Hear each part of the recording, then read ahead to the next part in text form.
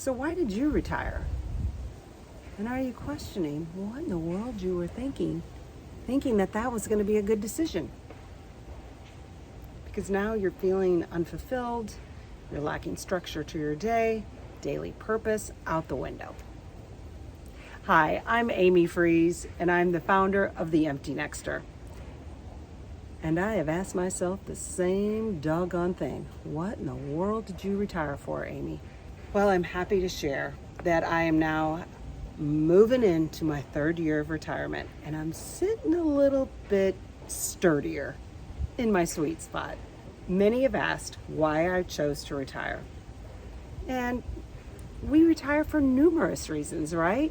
Whether it's motherhood, relocation, change in lifestyle, health reasons. I mean, the right reasons run the gamut.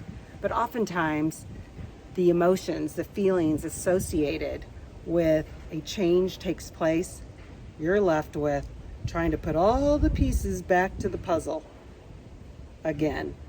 And it takes time. Time. And time is what led up to me finally choosing to retire from my day-to-day roles in my custom upholstery business. It was divine timing, divine orchestration, and also another person's timing, my husband's. And why in the heck am I sitting on a boat, right? Well, the reason is because this bad boy is what perpetuated this whole retirement lifestyle from me and my husband. And my husband is a guy who loves adventure. He's of the wavelength, you don't live to work, you work to live. And I'm like, well, I really enjoy what I do, despite, the stresses that come along with it, but there's stress in everything. Little did I know that I was going to be more stressed being retired. But let me give you the backstory. Let me rewind a little bit. So with my husband's career before he retired or moved into major semi-retirement, he was often able to travel, whether it was for work, meetings, conferences, the gamut. Oftentimes, or most of the time, he wanted me to go along. And these were the great places. And instead of me like, yes, I've got my bags ready to go, I'd be like, really? I can't just leave. I mean, my business is all about details. It's all about ensuring that the projects are done successfully. And I took a lot of pride in being there on the daily, being able to see projects through, being with my people, encouraging, supporting, and leading them on. And I was just like, there's no way that I can just leave for 5 days a month every time. So anyways, that created stress. But all within that time, my oldest nephew, he would come into our business and have conversations with my oldest brother and I, who is co-owner as well, and just be sharing how he wanted to get off the corporate hamster wheel and not be traveling during the week because he's got 3 small children, he's got a wife. He just didn't want to miss those moments. He's a family guy. So I'd be like, Zach, everything you're looking for, yep, it's right here in the upholstery business. So conversations would take place through the course of a few years. And then when my husband came to me and his career was now allowing him to be gone for months at a time, snowbirding, I was like, well, there's no way I can continue doing what I do and expect that that's going to be applauded and celebrated.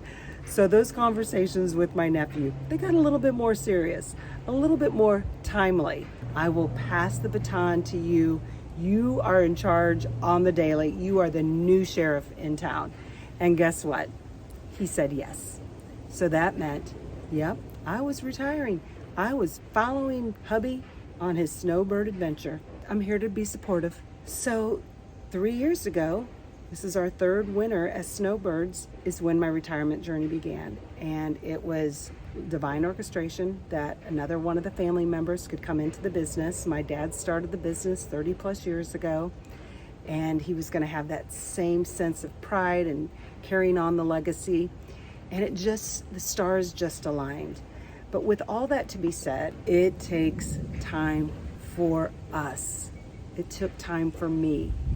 It's probably taking time for you to get your mind and your heart and your dialed down schedule to get aligned, to catch up to the pace of your new season. And I'm happy to share that if you do lean in, give yourself that space, time to get reacclimated, reorient yourself in a new environment, a new dialed down way of living your life, you can find your sweet spot. This season is a sweet spot if we can make sure that our voice and our desires can still be heard, that our passion and our dreams, our gifts can still be shared in a way that is reflective of each of us. You can't let yourself get lost. You can't let yourself get covered up and just go along and float along. This is a time where you really have to stand up for yourself and trust that your heart is going to guide you and that God is going to guide you, even though things look very cloudy right now. As you look out into your future, into this season, just look one day at a time. What's one thing today that you can do that will be inspiring to you, that will put a little extra pep in your step, will make you feel like you? What's one thing you can do today? Trust that God will make a way for your desires, your dreams, your goals, the places you want to go and the people you want to meet, the experiences you want to have. They will come, but always trusting that God sees you and He knows your heart. So if you're feeling lost and uncomfortable, please let Him know. Share it with Him. I shared both prayerfully and in my journal. I thought I was sharing with some friends too, but they didn't quite hear. I think they heard, but they were seeing Amy living the sweet life. Why couldn't she be happy? Yeah, pour some more Prosecco on that problem, which then left me feel, they wouldn't say any of that stuff, but it made me feel a little guilty, embarrassed, and as if I was ungrateful for the comforts of my retirement. But it doesn't matter where you are, what you're doing, who you're with. But if you are not living a way that reflects you, then there is no amount of Prosecco that can be poured on that, because that's yours. That is yours. You have to fill your cup. You have to choose what you want in your cup. And it's different for everyone.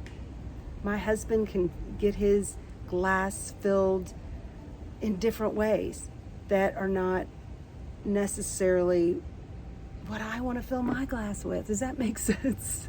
I just want to stress that you have to forge your way with faith, introspection, and with lots of trust. Trust of yourself, trust of God, that He's got you and that He's going to allow things for you that will give you fulfillment, that will give you contentment, all of these things, not just on the outside, but from the inside to the outside. Now that is living a sweet life, a sweet season of retirement. So I sure hope that you will come back for more. Keep following along. Please subscribe. Please leave a comment, positive, whatever, negative. I mean, anything. I don't mind. I started this channel because I just thought if there is one person, one woman out there who needs to feel understood, then it would be a success to me. And if you have someone in your life that is either retired or soon to be retired, please share with them. Despite if their life looks sweet, looks great, looks fulfilling, you just never know. So go ahead and share it with them. They might just need to know that there is someone who gets them. And I'll see you back here real soon. Take care.